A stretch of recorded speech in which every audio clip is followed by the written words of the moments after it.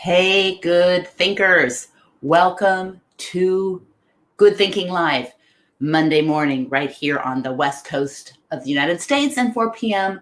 Greenwich Mean Time everywhere else. Welcome, good thinkers. Let us know, as usual, who you are and where you're from. I'm going to try to get to everyone in the chat, but if I don't get to everyone, it just means that it's scrolling too fast. We're rolling live from YouTube Live at Becky Saltzman and on LinkedIn Live right here. So welcome.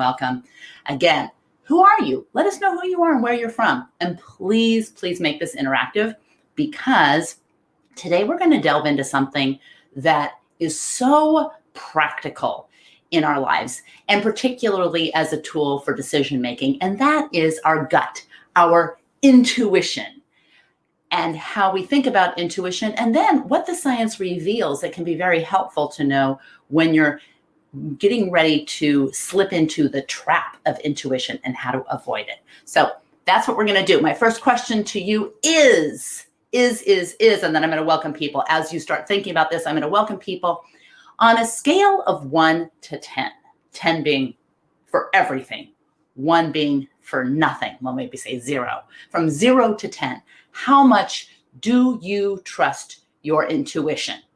And if you have any follow-on questions to ask, that's okay too, but just like what comes to mind. All right, so I'm going to say hi to some people. All right, we have, hello, Aberdurachid. Did I say that right? I'm trying to look quickly. Hello, Gopal, and Simon, and Gary. Oh, Gary, first time on LinkedIn Live. Excellent. Welcome. We're here every Monday. Well, almost every Monday. Good thinking. And we have, Simon is from, where's Simon from? I'm trying to get the scroll. See, this is always kind of a little complicated because I'm trying to get the scroll, but we're going to have tons of interactivity. I'm going to bring your comments into the screen. So Simon says 10. So Simon says 10. Simon trusts intuition for everything. Michael is here. Michael's a regular good thinker. I'm very curious what you think from Toronto. My intuition says 7. Good. Okay, so far we're seeing a lot of people kind of leaning toward high levels of intuition. Hi, Salik. Sorry. It's hard to kind of see and all the names scrolling, but welcome everyone here. I'm going to try to get everyone here. Gopal says, I have taken your training. Fantastic. Well, then you might know some answers. There's some new stuff here. So what we do with the LinkedIn Learning courses is we try to pack it as much as possible, the one on critical thinking and improving your judgment for better decision making and applied curiosity and some of the others. We've got a new LinkedIn Learning course coming out this week, tomorrow, actually, or the 10th, whenever the 10th is, called Developing the Critical Thinking Mindset. So be on the lookout for that. Stephen says, greetings from the place Nathan, blah, blah, blah, the former Microsoft CTO and noted gourmet chef, called home to the best pizza in the United States. What? Best pizza? All right, do tell. What did he say was the best pizza place? All right, now we've had, let's see who says they trust their intuition a 2. And Paul says it was fantastic. Hopefully you're talking about one of the LinkedIn Learning courses. Michael says intuition is actually driven by experience, which can be very positive. Ooh, all of these participations get a rubber chicken. For those of you new to the show, you know that participation, good thinking, how to think gets rubber chickens. And this is the show where we move from what to think to how to think, or to improve how to think. All right. So it looks like Gopal took the critical thinking for better judgment decision making. So we're going to have, by the end of September, we'll have 3 Applied Curiosity Lab. We will have, with LinkedIn Learning, we will have 3 critical thinking courses on the platform. So 1 coming out on the 10th and then 1 on the 16th of next month. So be on the lookout. So we have got this. Let's dive into it. Now we've got some of the people weighing in on their intuition about how much they trust intuition. Now I'm going to ask another question. How do you define a strategic decision? Like when you think of a strategic decision, what comes to mind? Now, is a strategic decision maybe whether to take a job or whether to quit a job? Yeah, probably. Is a strategic decision whether to take your child who seems sick to the doctor? Maybe it's strategic, depends on how you look at it. Is a hiring decision a strategic decision? Is whether to invest in a company whether to merge a department. These are all potentially considered strategic decisions. But when you think of a strategic decision, just kind of get one in your mind, because what I want to do is we're going to tease apart how you know whether or not you can trust your intuition. And the science is so clear on this, even though there have been arguments from all different sides, that it's like wonderful to know what the science says and what the science reveals. And this is science both from the world of field study, so like in the actual business world, and from the lab. And there are really two schools of thought. So we're going to get into that in just a second. So here's the next question. Should you, yes or no, put it in the chat, should you rely on your intuition for making strategic decisions? Gopal says, I'm from India. Welcome from India.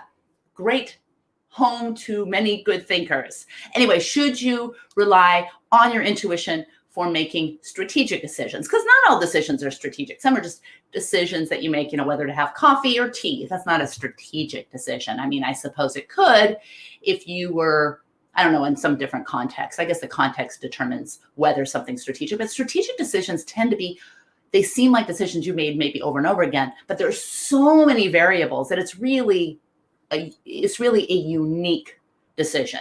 Like investing in a company, or even taking a job or quitting your job. Maybe you've quit three jobs, but in each case, there are so many variables that it's not really a regular environment. It's not an environment where, there's uncertainty in everything, right? But it's not a regular environment when you're thinking of quitting your job. There's so many variables that you can't really say that you've had experience in quitting your job.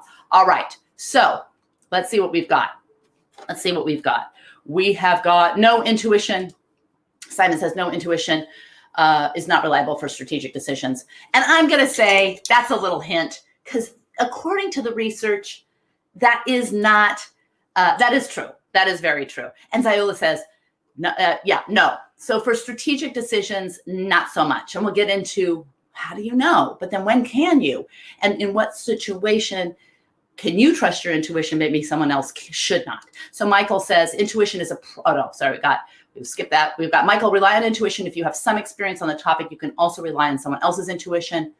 Ooh, another good one. Michael's so good. Okay, we've got Abdurat. Shid says, intuition is a process where our brains take shortcuts, so I don't recommend it. Another hint at the heuristic and bias school of thought. All right, so we've got some really good. Now, LinkedIn Learning user, you'll see that let's see if I pull this up. It says LinkedIn Learning user, how to define a strategic planning for sale. I'm from Pakistan. Welcome from Pakistan. And no, I'd rather think it from multiple perspectives. Intuition is probably a situational thing. Okay, that's a mic dropper, because that is really, really a hint at what we're going to talk about. All right, so experienced executives you might be an experienced executive, or you might be an experienced decision maker, even in your own life. But experienced executives might feel that their intuition is a great tool for decision making. And as a matter of fact, sometimes the higher you are in an organization, the more you have this expert bias, because that's how you got there. You're confident in your decisions. If you weren't confident, you wouldn't be a leader. And so this is a kind of a conundrum. But here's the question. Should your confidence in your intuition be a good guide for deciding whether or not to trust it? Should your confidence, like I'm so confident my intuition tells me that this, we should go forward with hiring this person, or we should go forward with this investment. Should that be a guide? Maybe it's an ingredient, but should it be a major ingredient in your whether or not to trust your intuition? How related is your confidence in your intuition related to the effectiveness of your intuition? All right. Now we have, while you guys respond to that, I'm going to bring in some more good thinkers. Is it possible to make a decision that goes against your intuition? The short answer to that is, great question, by the way, is yes, it really is. And then Michael says system one versus system two thinking, going back to Daniel Kahneman's work.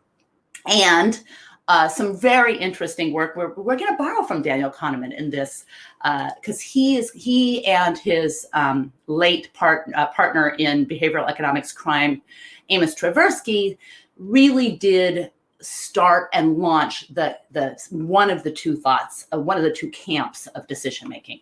All right, so think about deal making. Let's say you're an executive who made an incredibly successful acquisition.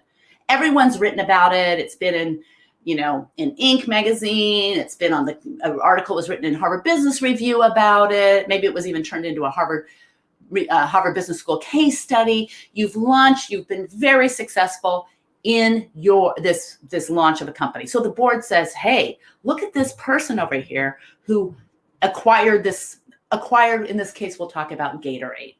Acquired Gatorade, this small sports drink, and turned Gatorade into this enormous brand. Let's pluck this person for doing this other job. So they've had this incredible high profile decision with a really good outcome. All right. So maybe you negotiated a very big profile deal, or you've negotiated lots of deals. So you've got these two options. You've either negotiated one big deal that's really big and made it in the papers and whatever, or you've negotiated a lot of deals, but nothing that's been written about. No one's writing about you being the next, Elon Musk or Steve Jobs or whomever. But, you've negotiated a lot of successful deals.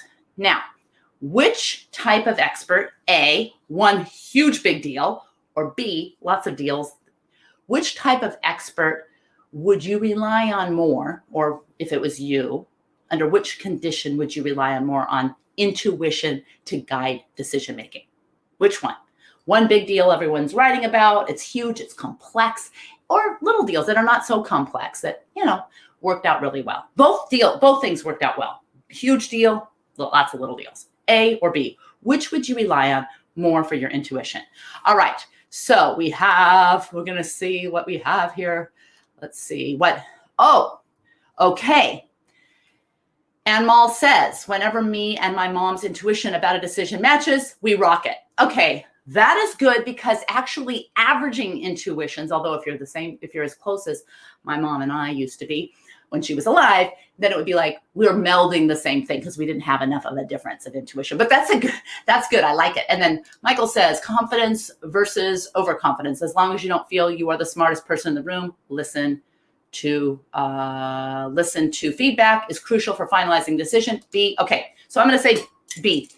I agree with B. So does the research, that you would trust the person who has made a lot of decisions more on their intuition. But I will also say that it's kind of a trick question, because deal making doesn't have the ingredients in place required for you to rely on your intuition. All right. And, you could say because of diversity in and of itself means too many variables to be a reliable, to mean that, okay, now you've got this diverse group of experiences to yourself, or diverse group of people. That doesn't necessarily answer the question as to when you're going to be able to trust your intuition or not. But you're right. It's really about exposure more than it is. Well, the more exposure you have, the more diverse aspects of each event you have to draw on. So I guess that's really true. All right. But it's not just because of diversity. Like if you're practicing the violin, the famous 100 or 10,000 hours of practicing the violin, you could say that you're practicing in the rain sometimes and practicing in the sun, or in a diverse set of situations. But ultimately, it is just the repetition that seems to be more correlated with experience that leads you to be able to trust your intuition. All right. So let's talk about the two different camps. Because before we do, let me get back to the Quaker Oats CEO, William Smithberg. He outbid, as the CEO of Quaker, he outbid many other competitors for Gatorade. And then he launched Gatorade into a massive brand. So when Snapple was the hot tea on the market, one of the first teas that you could buy in a glass container, when Snapple came on, there were a lot of companies bidding to acquire Snapple. But Smithberg knew because of his intuition in having this wild success with Gatorade, and the entire board supported Smithberg in his intuitive decision. I'm sure that there was a lot of analytics too, but his intuition was stated to be a big part of this when they acquired Snapple for $1.7 billion, only a very short period of time later to have it be kind of a case study in bad decision-making when they sold Snapple for a fifth of its value. And then it also, Smithberg lost his job. And in 2000, Quaker, a very old guard, long-term company in the United States, got purchased by Pepsi. So the intuition of one big success with Gatorade was not a good decision-making tool to use with the Snapple. And I'm sure there was a lot more to it, but there was no question that intuition was held up as one of the big decision-making tools at the time of the purchase of Snapple. All right, so would you be surprised if you were hired for a job without having an interview? Would you be surprised? So put that in your head. Just think about that. Would you be surprised if you were hired for a job without having an interview? I don't mean you didn't have anything. Maybe you took some tests. Maybe you had to perform, maybe if you were interviewing or when you were applying for an engineer role, you had to do some coding. So what if you never even had an interview?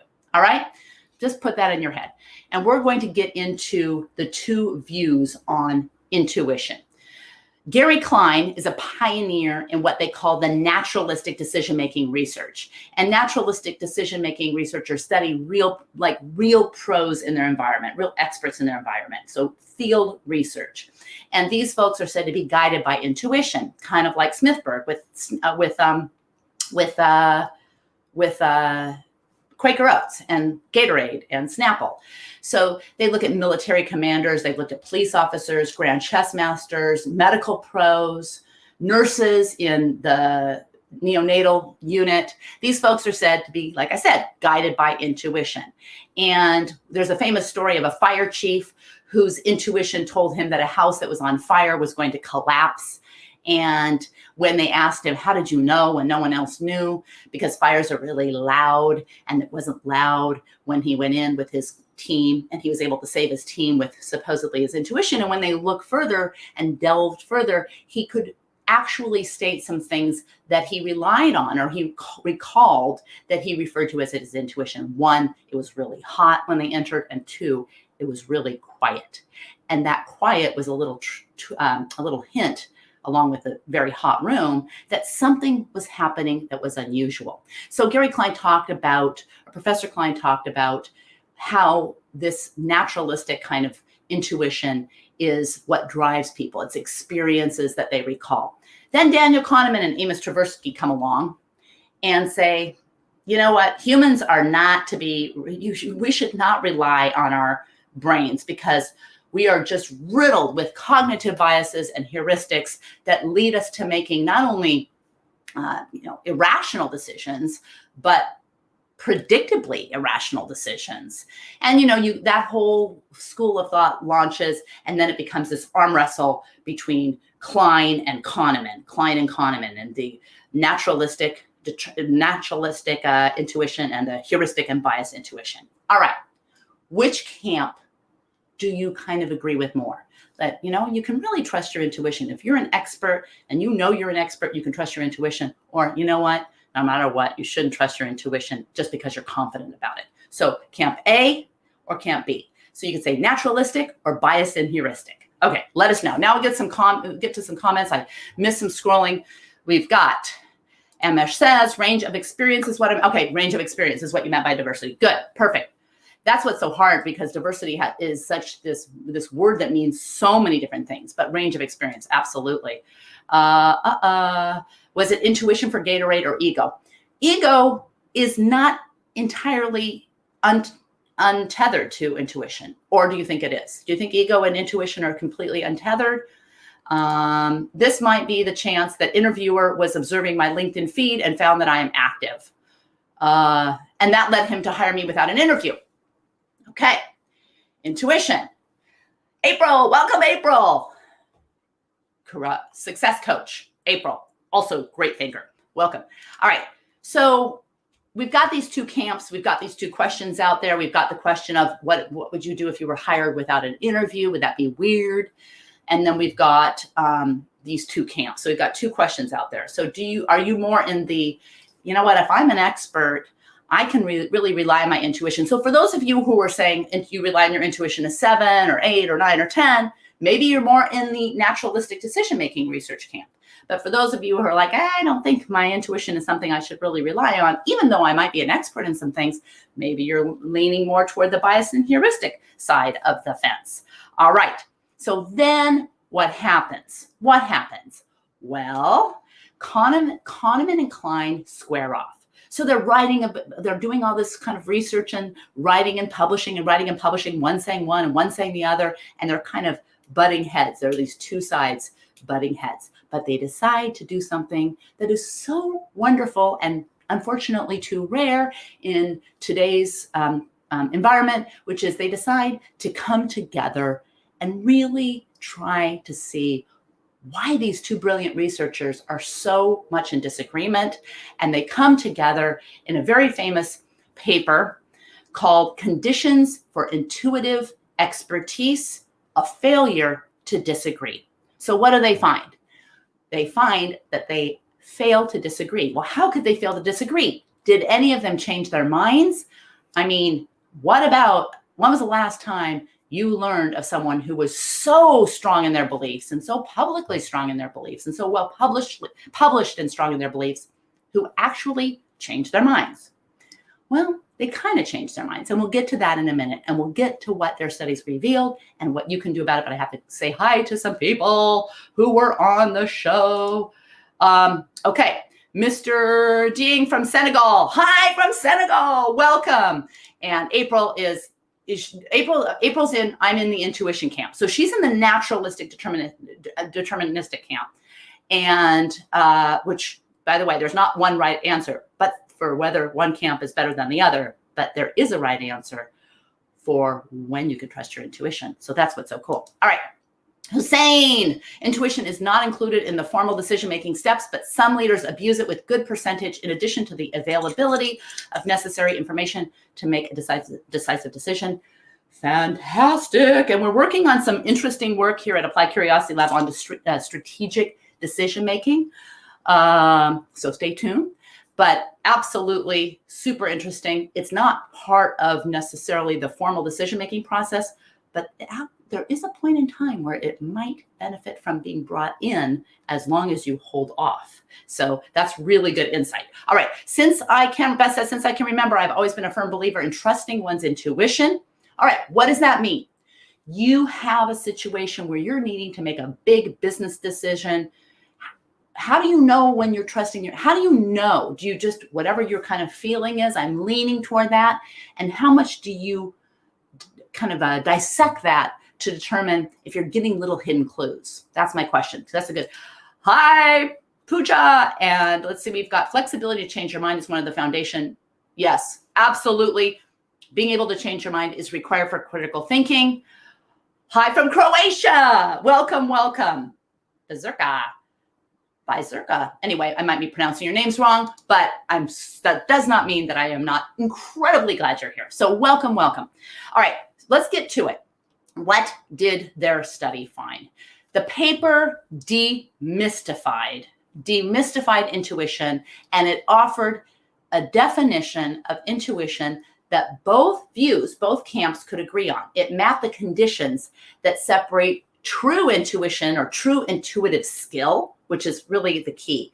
It's not intuition, it's intuitive skill, from overconfidence and biased impressions. And that is why the feeling you have of whether or not you can trust your intuition is not what should help you decide whether or not to trust your intuition. What?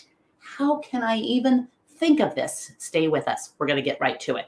All right. They found that subjective experience is not, both sides found that subjective experience is not a reliable indicator of judgment accuracy. When you think your intuition guided you and is a reliable tool, think again. And it doesn't mean you're wrong. It really means think again.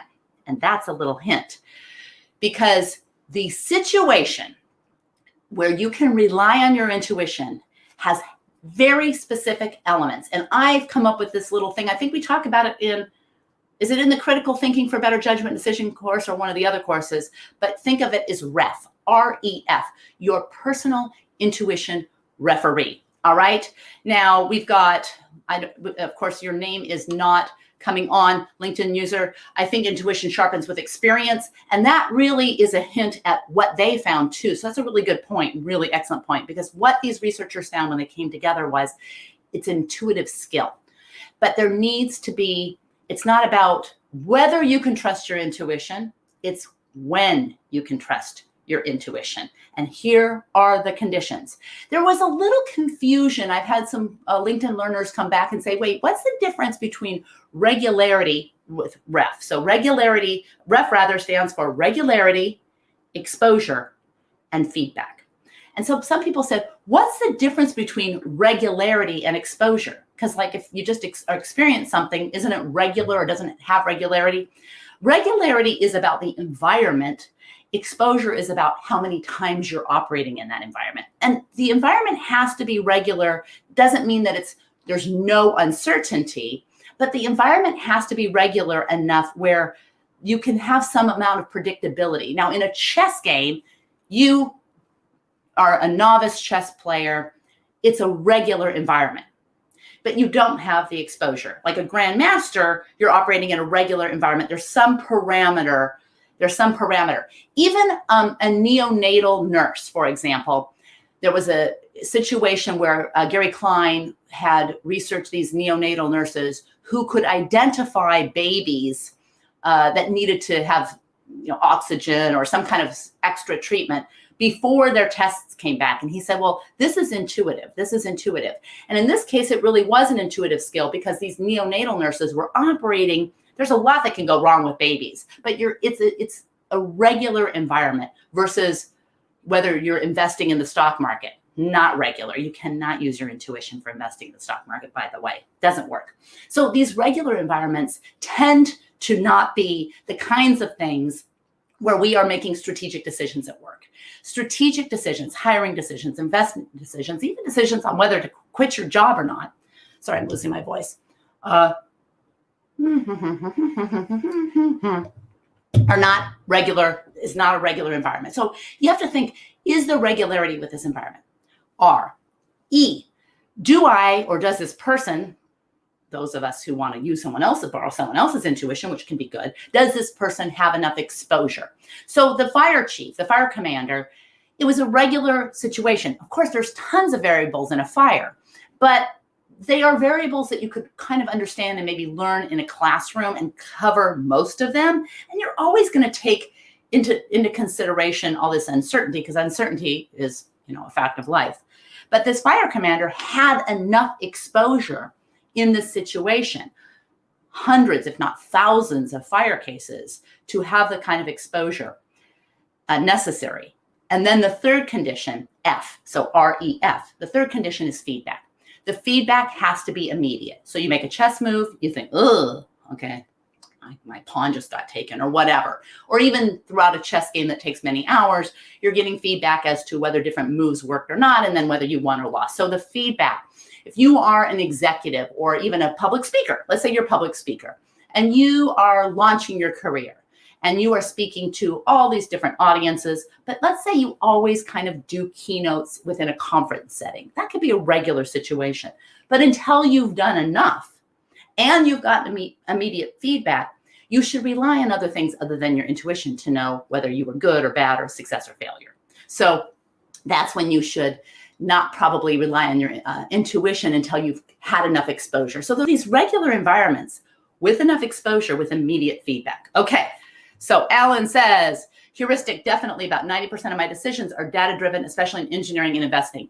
Excellent. And there is a time, which we'll get to, I think, if we do end up doing a strategic decision-making course. Let me know if you wanted this strategic decision-making course. Not a good thinking, but an actual course. Be curious, we're considering that. All right, how can you develop the self-awareness to distinguish between the times you use intuition and the opposite?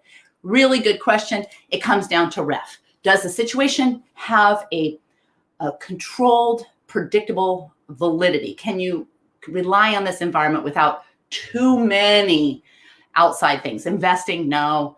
Chess game, yes. Do you have enough exposure personally?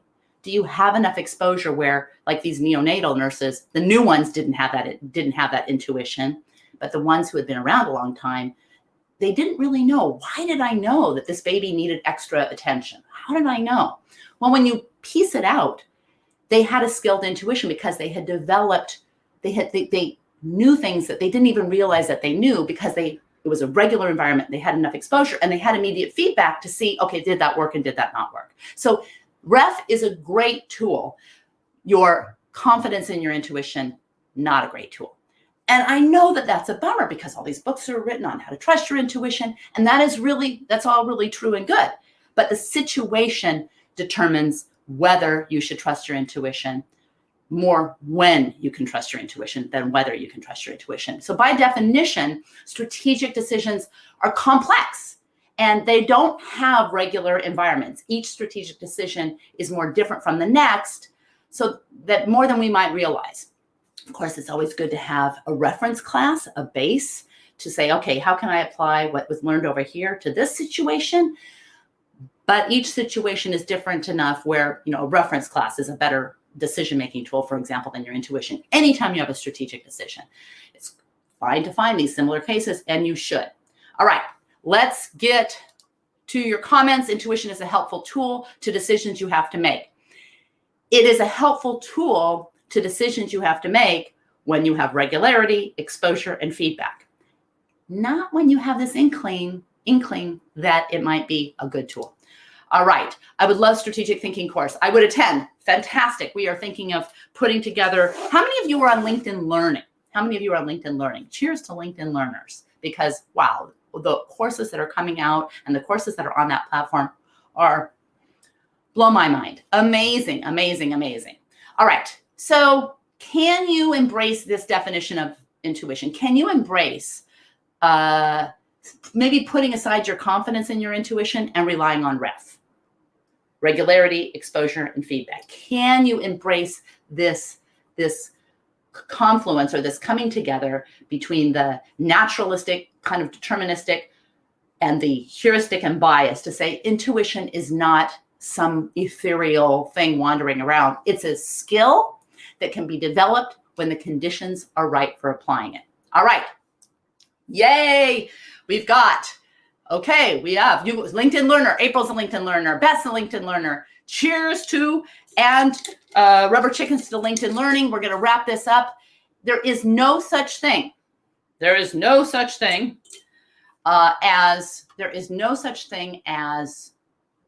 general purpose intuition. All right. This is the definition that I want to leave you with and see if you agree or disagree. There's one cue to knowing when you can trust your intuition. Then you can get into REF. There's one cue. And that cue is a situation that provides this cue. So you have to be in the situation, regularity, exposure, and feedback. And there's a little cue. And you think to yourself, I'm an experienced expert.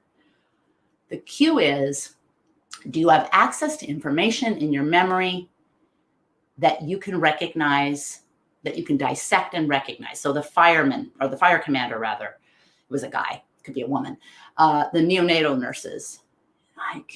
Do I have access to pulling out little chunks to know when and how I developed this intuitive skill? And here is the final thing, because according to all the people who have come together from these camps, I shouldn't say all the people, but the researchers who were the main researchers in this intuition debate, suggest in the end that intuition is nothing more and nothing less than recognition. Can you embrace this definition of intuition? Intuition is amazing and it's useful, but this doesn't mean that it's anything more or anything less than intense recognition. Recognition that may not even be recognizable to us unless we dissect it and turn it into skilled intuitive thinking. So when it comes to whether or not to trust your gut or intuition, it's not whether, it's when. Thanks so much. we'll respond to all the comments that we can, if not during the live show, afterwards. And if you're coming here to Good Thinking live after the show, that's fine too. Whether you're coming on YouTube or LinkedIn Live, we're here most Mondays, 9 a.m. Pacific time, 4 p.m. Greenwich Mean Time. And I'm so glad that all of you are here. So do tune in, because the good thinkers are what make this so much fun. Great start to the week. Thank you.